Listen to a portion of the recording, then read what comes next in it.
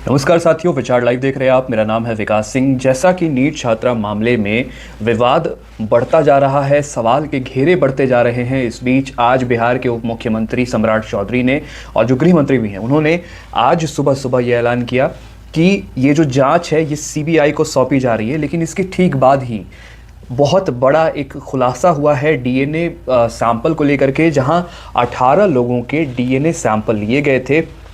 किसी का भी डीएनए, नीट की छात्रा के केस में जो डीएनए लिए गए थे, किसी का भी डीएनए मैच नहीं किया। सीबीआई जांच के पहले ये एक बड़ा खुलासा जो सामने आ रहा है, किसी का भी डीएनए जो है वो मैच नहीं हुआ है। 18 लोगों ने जो है सैंपल 18 लोगों का लिया गया था, जिसमें हॉस्टल के मालिक, संचालक और भी अन्य लोग थे जिनका सैंपल लिया गया था और डीएनए मैच नहीं हुआ है। मुख्यमंत्री ने केंद्र से सीबीआई जांच की मांग जो है वो रख दी है और आज सुबह 8:40 पर बिहार के उप मुख्यमंत्री सम्राट चौधरी ने जो है ऐलान किया कि सीबीआई जो है ये बिहार पुलिस से केस में सीबीआई को पूरी मदद करने को कहा गया है। और ये लगातार ऐसे सवाल उठाए जा रहे थे कि आखिर बिहार पुलिस में कहाँ ऐसी चूक रह गई, खासकर तब जब कल जो छात्रा है उनके परिजन जो हैं वो जब डीजीपी से मिल करके बाहर निकले।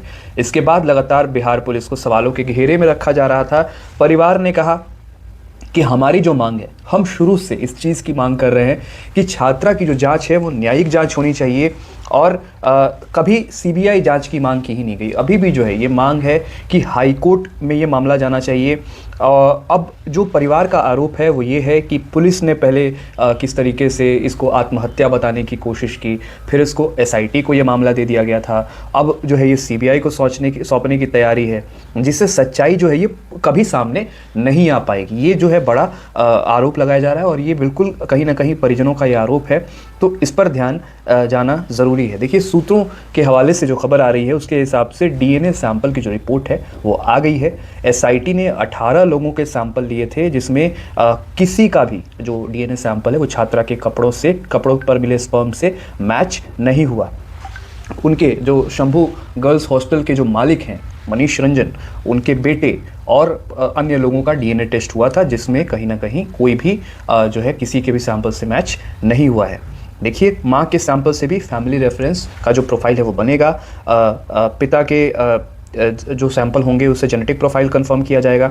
भाई के सैंपल से डीएनए स्ट्रक्चर बनेगा। संदिग्ध और जेल में बंद आरोपी से डीएनए मिलान होगा। लेकिन अभी तक जो सैंपल लिए गए सारे सैंपल जो है ये फेल हो गए हैं। इस बीच जो है अभी भी कुछ ऐसे सवाल हैं जो हमारे सामने अनसुने पड़े हुए हैं, जिनका जवाब अभी तक नहीं मिला है कि छात्रा से किसने रेप किया, गलत काम किसने किया, वो गलत काम कहाँ हुआ, ये किसी एक युवक ने किया या कई लोगों ने जो है गैंगरेप हुआ, जहानाबाद से अकेले क्यों लौटी। ये तमाम तरीके के जो सवाल हैं ये अभी भी सवालों के घेरे में ये सवाल है। और जो पीड़िता के जो वकील हैं उन्होंने कहा कि हमने सीबीआई जांच की मांग तो कभी की ही नहीं थी, न्यायिक जांच की मांग जो है वो की जा रही थी। माँ जो है वो परेशान है। माँ कल डीजीपी से भी उन्होंने मुलाकात की और उनकी परेशानी कुछ इस कदर है कि वो इतनी ज़्यादा परेशान, उनका कहना है कि पुलिस को अगर है तो वो ये कह दें कि जो गलत काम है वो पिता ने किया और मैंने उनकी हत्या कर दी बच्ची की। इस हद तक जो है पीड़िता के जो परिजन है वो परेशान है। मैं फिर एक बार ये उम्मीद करता हूँ कि जितनी जल्द से जल्द हो सके बच्ची के लिए हम न्याय की मांग करते हैं और जो आरोपी हैं उन्हें जल्द से जल्द कड़ी से कड़ी सज़ा मिलनी चाहिए। हालांकि डीएनए सैंपल को लेकर जो मैंने आपको बात बताई, हर एंगल से सीबीआई को जांच करनी चाहिए और हमें उम्मीद है कि जांच में जो है सही चीज़ से तथ्य सामने निकल कर आएंगे और आरोपियों को कड़ी से कड़ी सज़ा होगी। विचार लाइव देख रहे थे आप। मेरा नाम है विकास सिंह। धन्यवाद।